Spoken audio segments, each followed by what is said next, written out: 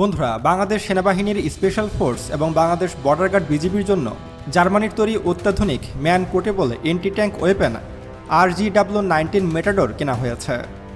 যদিও এটি একটি হালকা অস্ত্র, তারপরও কিন্তু এই অস্ত্রটি ভারত ও মিয়ানমারের বিশাল ট্যাঙ্ক বহরের বিরুদ্ধে ব্যাপক শক্তিশালী ভূমিকা পালন করবে। আপনাদেরকে জানিয়ে রাখি যে ন্যাটো স্ট্যান্ডার্ড এই RGW-19 মেটাডোর কিন্তু খুবই শক্তিশালী একটি এন্টি ট্যাঙ্ক মিসাইল সিস্টেম। আপনি জানলে অবাক হবেন যে এই অস্ত্রটি বর্তমানে ব্যবহার করছে ইউক্রেন এবং রাশিয়ান সেনাবাহিনীর বিভিন্ন সাজোয়াজান ও ট্যাঙ্ক ধ্বংসে এই অস্ত্রগুলো ব্যাপক গুরুত্বপূর্ণ ভূমিকা পালন করছে।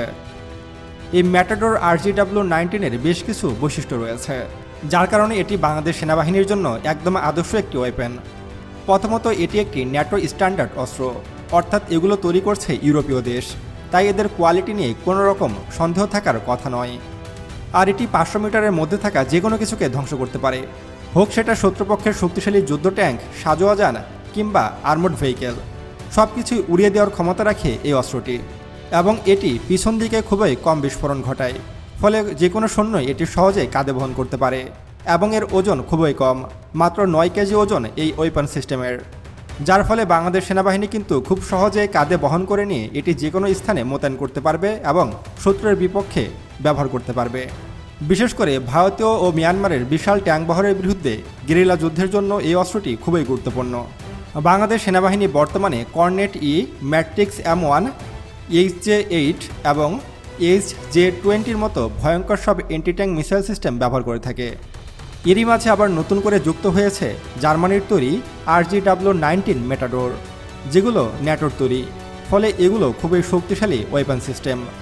তবে বর্তমানে কী পরিমাণ এই ধরনের এন্টি ট্যাঙ্ক মিসাইল সিস্টেম ক্রয় করেছে বাংলাদেশ, সে সম্পর্কে কোনো স্পষ্ট তথ্য জানা যায়নি। তবে গেরিলা যুদ্ধের জন্য এগুলো আদর্শ অস্ত্র। আমাদের সামরিক বাহিনীর মূল নীতি হলো, আমরা কিন্তু কোনো দেশের ভূমি দখল করতে যাব না।